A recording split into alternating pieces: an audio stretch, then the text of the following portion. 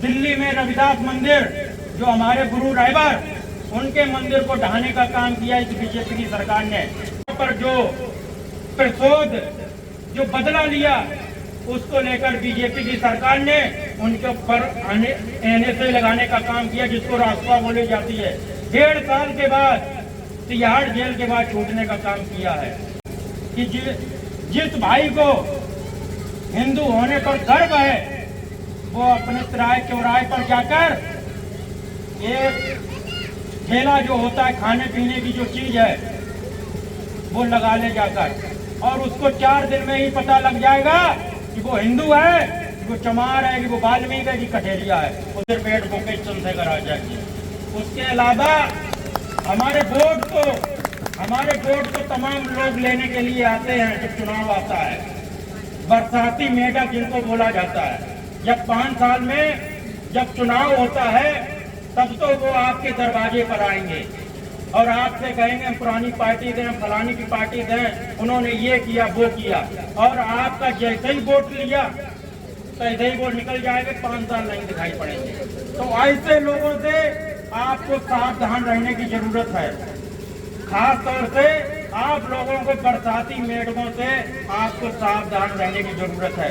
जो आपके लिए जो लड़ाई लड़ रहा है, मैं बताना चाहता हूं 2017 से भीम आर्मी का गठन जो है वो लगभग 2013 में हुआ है। मैं बताना चाहता हूं 2017 में सहारनपुर में सवर्ण समाज के लोगों ने, ठाकुरों ने हमारी दलित बस्तियों पर हमला कर दिया, आगजनी की, हमारी माताओं बहनों के साथ गलत व्यवहार किया। तो उस वक्त भीम आर्मी एडवोकेट चंद्रशेखर आजाद जी ने बनाई थी, तो उन्होंने दूसरे दिन उनको ईंट का जवाब पत्थर से देने का काम किया।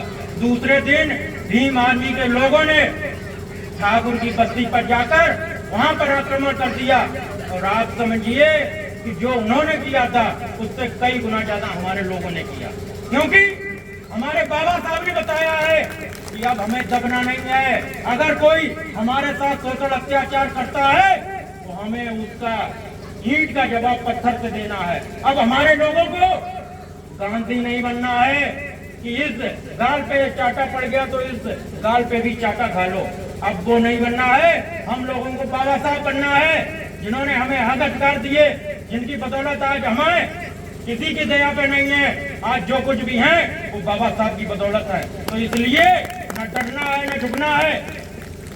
और एडवोकेट चंद्रशेखर आजाद जी ने वहां पर जो प्रतिशोध जो बदला लिया उसको लेकर बीजेपी की सरकार ने उनके ऊपर एनएसए लगाने का काम किया, जिसको रास्ता बोली जाती है। 1.5 साल के बाद तिहाड़ जेल के बाद छूटने का काम किया है। उसके बाद लगातार समाज में संघर्ष कर रहे हैं।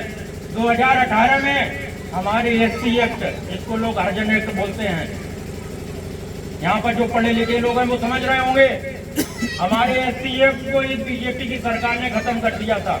2 अप्रैल 2018 को पूरे भारत बंद करने का काम किया था, तो एडवोकेट चंद्रशेखर आजाद जी ने किया था, जिसमें भीम आर्मी के 8 लोग शहीद हुए थे। 8 लोग शहीद हुए थे। उस भारत बंद में बीजेपी सरकार को घुटने पे ला दिया। दूसरे दिन ही आदेश करना पड़ा कि एससी एक्ट को हम पुनः बहाल कर रहे हैं। उसी तरीके से दिल्ली में रविदास मंदिर जो हमारे गुरु रायबर उनके मंदिर को ढहाने का काम किया इस बीजेपी की सरकार ने। पूरा दिल्ली बंद करने का काम एडवोकेट चंद्रशेखर आजाद जी ने किया। पूरी दिल्ली नीली कर दी। बीजेपी सरकार को झुकना पड़ा और पुनः आदेश करना पड़ा इस बीजेपी सरकार को कि रविदास का मंदिर जो है वो पुनः दोबारा बनाया जाएगा। और आप साथियों विश्वास मानिए वो मंदिर बनकर तैयार हो गया है। उसी तरीके से एक हाथरस में बहुत बड़ी घटना हुई थी, जिसमें मनीषा वाल्मीकि को, हमारी बहन को बलात्कार करके उसकी हत्या कर दी गई थी। और इस बीजेपी की सरकार ने, इस प्रशासन पुलिस ने रात के 12 बजे उसकी लाश को पेट्रोल से जलाने का काम किया। साथियों, अगर उसको अगर किसी ने न्याय दिलाने का काम किया तो वो सिर्फ एडवोकेट चंद्रशेखर आजाद जी ने किया है।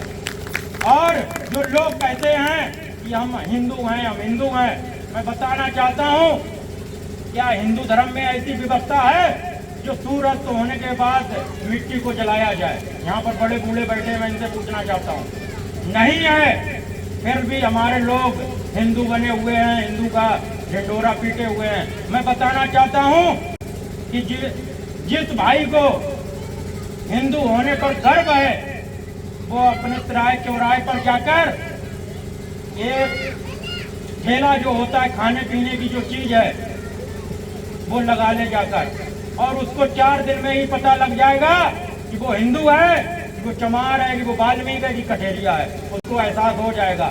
आपको हिंदू सिर्फ चुनाव में बनाया जाता है, उसके बाद आपको जातियों में बांटकर आपके साथ शोषण अत्याचार किया जाता है। तो मैं आपसे यही कहना चाहता हूँ कि जो आपकी लड़ाई को लड़ रहा हो, जो आपके सुख दुख में खड़ा है, जो आपके न्याय के लिए किसी भी हद तक जा सकता है, आप ऐसे व्यक्तियों का साथ दें। और आने वाले समय में एडवोकेट चंद्रशेखर आजाद जो नगीना से सांसद बने हैं, ऐसे ही सांसद नहीं बन गए। विपक्ष की सारी पार्टियों ने पूरी ताकत लगा दी एडवोकेट चंद्रशेखर जी को हराने के लिए। फिर भी एडवोकेट चंद्रशेखर आजाद जी जो देश के प्रधानमंत्री जितने वोटों से जीते हैं, उतने ही वोटों से हमारा नेता एडवोकेट चंद्रशेखर आजाद जी जीतने का काम किया है।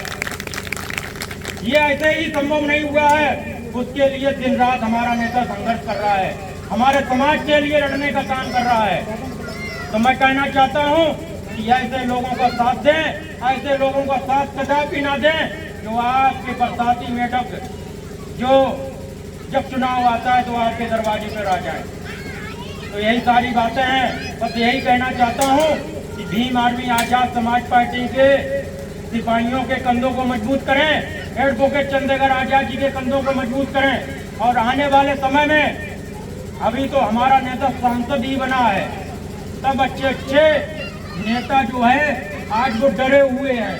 अगर आप लोगों ने ताकत दे दी, अगर कहीं एडवोकेट चंद्रशेखर आजाद जी सत्ता में आ गए, तो जो मनवादी जो हमारे समाज की तरफ अगर गलत आंख भी उठाएंगे ना, तो एक बार उनको 1000 बार उनको सोचने पर मजबूर ना कर दिया तो हम लोग भीम आर्मी आजाद समाज पार्टी के सिपाही नहीं है। आज समाज के लोगों को विश्वास है, और अगर कहीं पर भी कोई घटना होती है तो सबसे पहले पुलिस से पहले भीम आर्मी के लोगों के पास समाज के लोग फोन करने का काम करते हैं, क्योंकि उनको विश्वास है कि अगर उनको कोई न्याय दिला सकता है तो यही चंद्रशेखर के सिपाही हमको न्याय दिला सकते हैं, और वो भी निस्वार्थ तरीके से ये हमको न्याय दिलाने का काम करेंगे। तो अपनी बात को ज्यादा ना लंबे करते हुए यहाँ पर हमारी जो